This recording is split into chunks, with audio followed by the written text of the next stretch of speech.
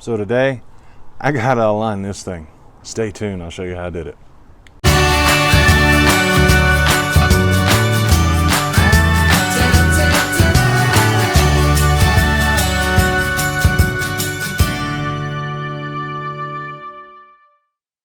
Hi guys, so for those of you who don't know, my name is Michael and I am the woodworker for MK Designs. And yeah, I'm sitting down behind my table saw just so I can show you guys the whole thing here.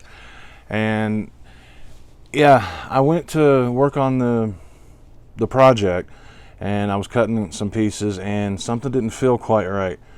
So I got a tape measure and I checked the alignment of the blade from this miter slot, and with the tape measure it looked like it was about a 32nd of an inch off. So I ordered a gauge and it wasn't going to get here in time, at least it didn't seem like it was. So I went up and I borrowed one from James King. And it just so happened that this one got here before I got started on the video. I had to run to Home Depot to get a smaller mallet and it got here. So I'm gonna primarily do it with this gauge because it is mine, but I'm gonna double check everything with this in the beginning just so I can show you the difference between the two, because as you can see, this is the A-Line It from One Time Tools, I think it is, and this is the iGauge from, yeah, iGaging, that's what it's from. It's the iGauge. It's Digiline is what it is. Anytime Tools, that's what this one's from. And this one is from, you know what, it doesn't say. It says Inline Industries. So yeah. So yeah, James has this one and this one. He actually prefers this one, but he loaned me this one just so I could have the dial indicator. The biggest that's the biggest difference is this one's a dial indicator, whereas this one is a digital indicator. And some people claim that these are more accurate, so we're going to test that out while we're doing this. But I'm also going to show you how to do that on this saw, how to adjust everything, how to align everything. A lot of people have requested it because when they found out that I had to do this, they wanted me to do the video, so here I am doing the video. So let's get started. I'll show you all the steps I go through, and I'll show you the difference between the two gauges. All right. Okay, so the first thing you want to do, obviously, is you want to unplug the saw first of all, and then you want to get as much of the sawdust off as you can. It's usually better to run the shop back over and get all that off. Just get as much of it off as you can, where there's pretty much nothing on it. And then what you want to do is, well, you want to raise your blade to full height. And once you have it there, then you need to get a gauge and test it.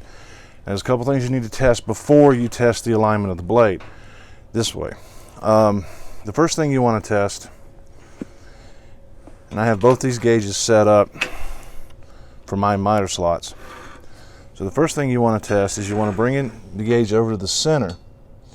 And I don't know how to set this to 0, but it's got these little indicators on it. So I move this indicator over to where the needle starts. And that's pretty much zeroing out. It works the same. And let me make sure you can see the gauge. See if we can zoom in on it a little bit. There you go. Well, actually, what I'm going to do is I'm going to reach down and I'm going to turn the arbor nut. And what that's doing is that's going to check and make sure that the arbor is straight. It needs to be within 5/1000ths of an inch. I usually try to shoot for 3/1000ths, but manufacturers suggest 5/1000ths. And that's all I'm going to do is I'm going to turn the arbor, and you watch the indicator, and it should not move that much. Moved 1/1000th, maybe 2.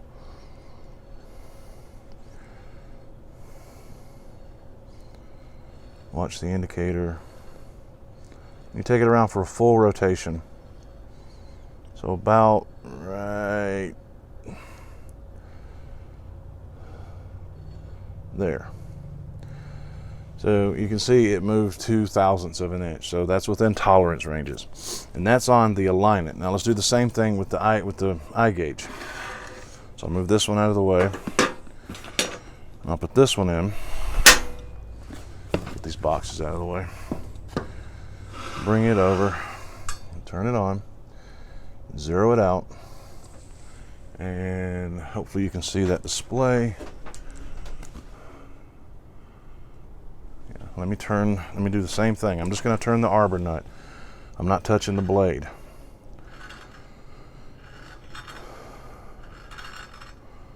There's 1/1000th, 1.5, and yeah. So either way, it's still within tolerance. Okay, so the next thing I want to do is I want to check the blade, make sure it's flat as possible. So I've got a little mark over here, and I'll show you the mark in just a moment, to mark where I'm starting at. So I'm going to bring the gauge over close to the edge, but make sure it doesn't touch. As it rotates around, it's not going to hit any of the gullets or the teeth. And I'm going to reset it to 0, and then I'm going to rotate the blade around. And watch the gauge.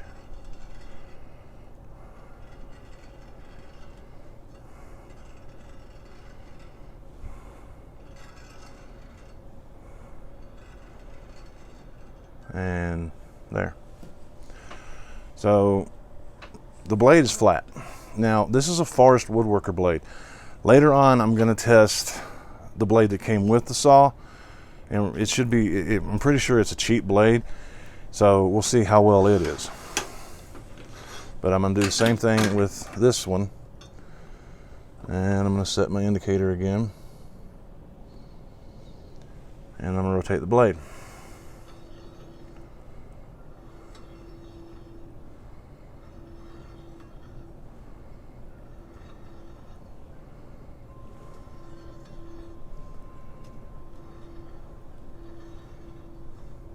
Okay, so it went within a 1/1000th of an inch also. Now, this is where the fun begins. I'm going to take this one out, and I'm not going to use it anymore. As you can see, comparatively wise, these two are pretty close to the same. They're both within the tolerance ranges. This one, I don't think it's any more accurate. I really don't. But to each their own. So I'm going to use the one that I have here, because James actually prefers this one also.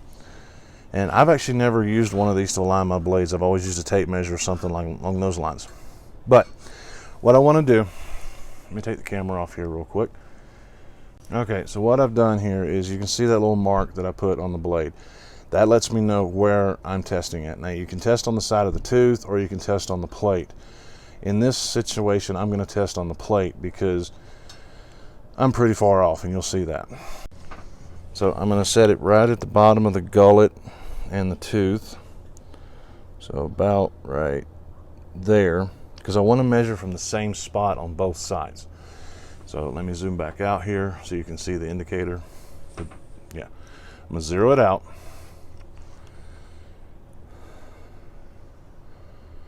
Sorry, I got to move the camera just a little bit.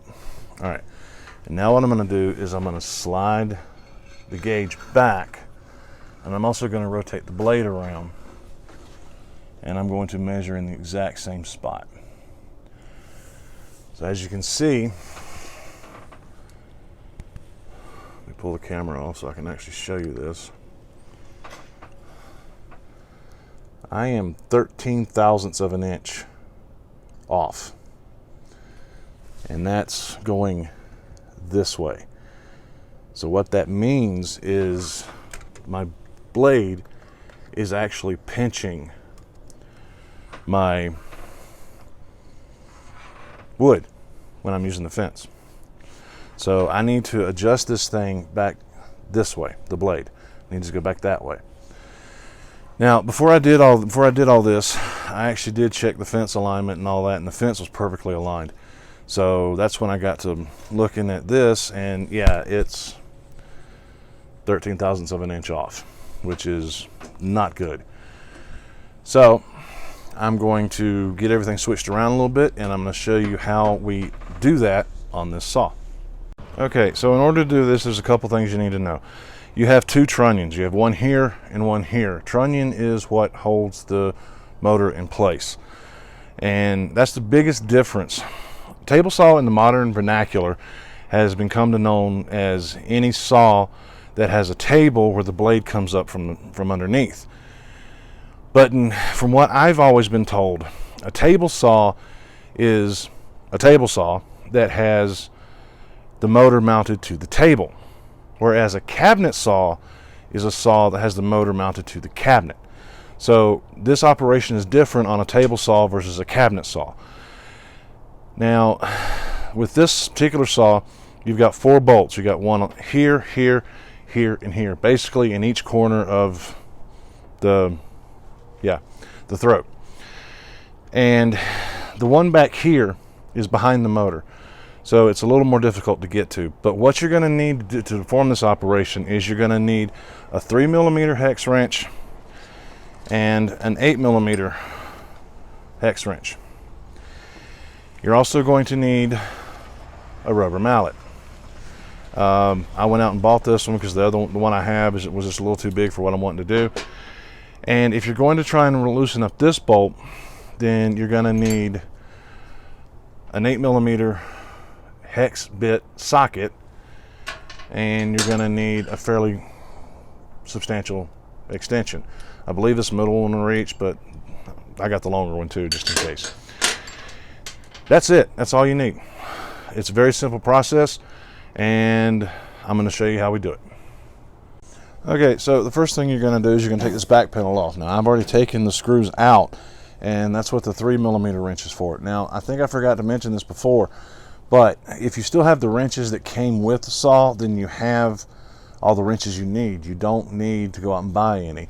The 3mm is the same one you use to adjust the stops for the blade angle, and the 8mm one is the one you use to attach these on. The wrench that you use to attach the rails is supposed to be the same one that you use for the trunnion bolts, but either way, it's 8mm. So I've already taken the screws off, as you can see, and I've just got one loose in here holding it in place. But you take all 6 screws out and remove the back panel, and now you have access to your trunnions. So I'm going to move the camera one more time so I can show you this. Alright, so this is your trunnion here. This is what holds the motor. This is the motor mount, and this is the motor. This is what holds the motor mount onto the table. The motor mount is what holds the motor onto the motor mount is what holds the motor onto the trunnions. And these are your bolts. You got one here and one here, and then you got 2 on the other side. The trunnion on the other side looks identical to this one. And as you can see, let me adjust the camera just a slight little bit. As you can see, the one on this side is fairly easy to get to. I can't reach it now because the camera's in the way. But the other one is behind the motor. Now, for what I need, I only need to loosen 3 of the bolts. These 2 up front here and the one in the back. If you loosen up the 4th one back there, you can adjust more, but your table's going to be basically doing this, or your motor's basically going to be moving like this, and it could be harder to get it into place. So you really only want to loosen the 3 bolts that you need to loosen, and 9 times out of 10 that's going to be these 2 up here and the one back there. You should never really have to loosen that one in order to make this adjustment. If you do, just be careful and make sure you get everything lined up right. So let me adjust the camera again, and I'm going to show you the gist of this. Okay, so you want to get your wrench in here, and then you want to break it loose. I've already loosened this one, the other 2 I haven't yet, but you want to break it loose, and you want to get it to where it's loose like that, and then you want to tighten it to where it just starts to tighten up, then back it off maybe 1/8 of a turn, because you still want that friction in there. Alright, and you're going to do that to all 3 screws. So I'm going to back the camera off, and I'm going to do that to the other 2, and then we'll make the adjustment.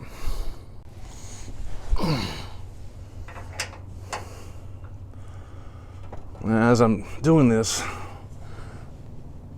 go ahead and talk to you for a second. James King is actually releasing a video on how to do this on his saw this week also. And it's different. Like I said, from what I understand before, is table saws are saws where the trunnions are mounted to the table, and a cabinet saw is where the trunnions are mounted to the cabinet. So when we found out that I was going to have to do this to my saw as well, we thought it would be a great idea to kind of compare the two. This one's going to be a little tough. There we go. All right. And then to loosen it up just a little bit. And all right, so now what we're going to do, we're going to take our rubber mallet and we're going to knock it in the direction that we need it to go. Mine needs to go that way, about 13 thousandths of an inch. Now, when you do this, I'm going to adjust this down just so you can see. You don't want to hit it here, and you don't want to hit it down here. You want to tap it, and I'd say hit, but it's actually just a tap, a love tap, here. You don't want to hit it here because you might mess up the threads on the bolt if you accidentally hit the bolt. So you want to hit it right here on the trunnion. And if you're going to move it the other way, then you'll hit it on this side on the same spot. But because I have to move mine that way, I'm going to tap it right here. And the tap, it really is just like a little love tap. You don't want to do a whole lot. So it's just going to be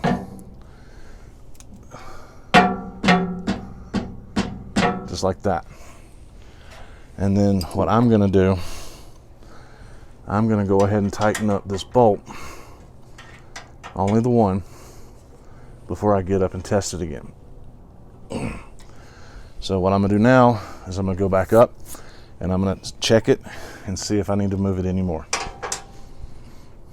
Okay, so I got my mark, I got my gauge set, and I got it set to 0. So I'm going to do the same as before. I'm going to rotate it and move the gauge over, line it up the same spot. And now you can see I'm within 2 thousandths of an inch. So I think I can get a little bit better than that. So I'm going to tap it a couple more times and we'll get it lined up. Okay, I've tapped it a few more times and I got it reset to 0. Rotate it back, get it set, and it's 0. So that's about as good as it's going to get. The only other thing I could do is move it a little bit more to where it's like half a thou to a thou this way, but dead 0 is perfect. So I'm going to tighten up the bolts and put it back together. Okay, so I told you guys that I was going to show you this with a cheaper blade. Now this is just the cheap blade, Ridgid blade that comes with this saw. It comes with all Ridgid saws. So I've got my mark on here, I've got my gauge set, and I've got it zeroed. And actually I don't even need to, that's not where I want to do it. I want to do it right about there. But I've got my mark, so I know when I've gone a full rotation. I'm going to zero it out and I'm going to show you the blade. Now we already know that my arbor is good, and we just set the parallel, the blade parallel to the miter slot, so we know that's good. So we're going to rotate this blade and we're going to see what kind of difference we get on here. So there was 1/1000th,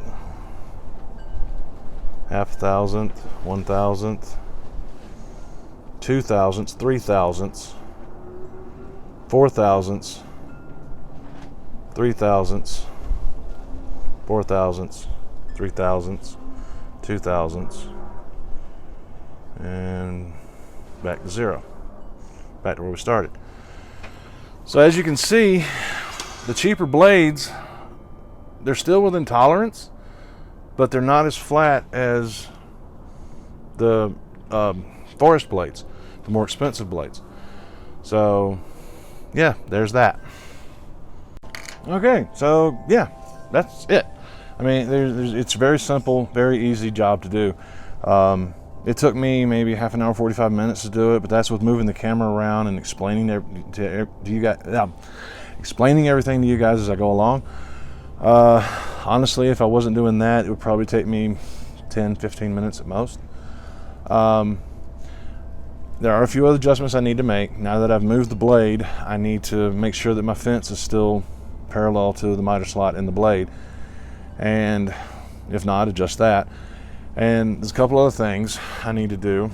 Is I need to adjust my wing over here. I think this one's okay, but this side is a little down, and that's another thing that people have complained about this saw, is that these wings don't sit flat. Well, it's an easy fix. I don't know why they would complain about it. I'm trying to do this backwards, so excuse me, but you see how it catches right there back here? That's because the wing is dropped down a little bit, and I just need to adjust that. Quick synopsis on how to do that is, you've got the bolts under here, you loosen them, get a flat edge, a straight edge, a good straight edge, and adjust it up, tighten up the bolts, you're done. It takes about 5 minutes. And I've got another video out on how to align the fence, and a lot of people have asked me about how to adjust the vertical on the fence, and I actually did cover that and towards the end of the video, but basically there's 2 nylon screws underneath the gauges, the measuring windows, where you on either side, where you can adjust that. And yeah, like I said, James King, just so happened that he does maintenance in every January, which is probably what I'm going to start doing. You know, I'm doing major maintenance and things like that. Excuse me.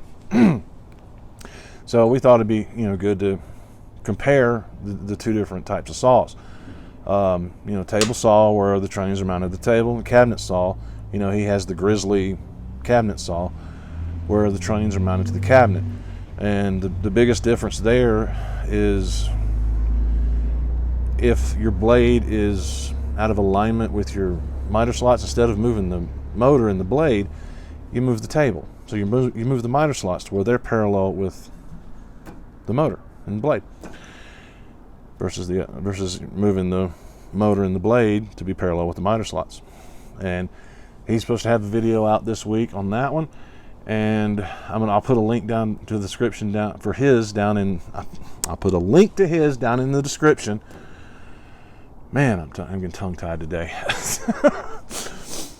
Anyway, yeah, one other thing I would suggest doing is, this is the first time I've had to do this. This saw's a little over a year old, so it's about time, about once a year, just go in and double check everything. Check it on a regular basis, obviously, and if it ever starts to feel funny, check it. But typically you do this about once a year. And the other thing I would do is I would check, make sure everything needs to be greased, and if it does, just add a little bit of grease to it. Make sure it's silicone based, that way it resists water. One other thing that people have complained about with this saw is that when you raise and lower the blade, it doesn't stay parallel, or it tilts one way or the other, or something along those lines. I don't have that problem with this one, but I found out what the problem actually is. People who have that problem, what's going on is these things are shipped upside down. And when they're shipped upside down, the motor doesn't have a whole lot of support. So if the box gets dropped or damaged or something along those lines, it can bend the motor mount, attaching it to the trunnions. And what happens is your angle, your 45 and your angle gear, or your I'm sorry, the gear to raise and lower the blade gets a gap in it. There shouldn't be any gap. So if you get this saw and you open it up and there's a gap in there, first thing I would do is I would contact Ridgid about it. And if you're having that problem, you look in there and you do have that gap, I would contact them also. Now, some people say that you can put a shim in there to kind of close up that gap, and that helps. And one guy even said he fixed it completely. I don't know. Honestly, they have a lifetime warranty on these things. And if you think about it, for the money, for how much this saw cost, it's a lot of machine. It's a very good saw, and for the price, you can't beat it. I mean, you really can't. And I would sign up. I would register with the LSA when you get it, and I would contact them about it, and they'll fix it. I mean, people have complained about having issues with Ridgid fixing things, but I don't know what they're complaining about, because I've never had an issue. Every time I've called in on an LSA, they've helped me out. They've bent over backwards. I've gotten great customer service from them, and they've even helped me find repair centers here locally that, you know, is not Home Depot, because, you know, Home Depot has to send them off to be repaired, and that can take for a while. But they do have local repair places other than Home Depot. So yeah, the other reason I wanted to do this video is because I got to looking, when I realized I had this problem, I got to looking at it just to see what was going on. I only found one other video out there, and it goes into detail, but it's not great. He goes over everything, but it's not good. It's not great quality and all that. He's just trying to get the message out there, and I understand that. So I wanted to put this video out there because there's really not any. So I hope this helped, and I hope you get it fixed and have many years of cutting wood with this saw. So yeah, that's it for today. So until next time, guys, happy creating.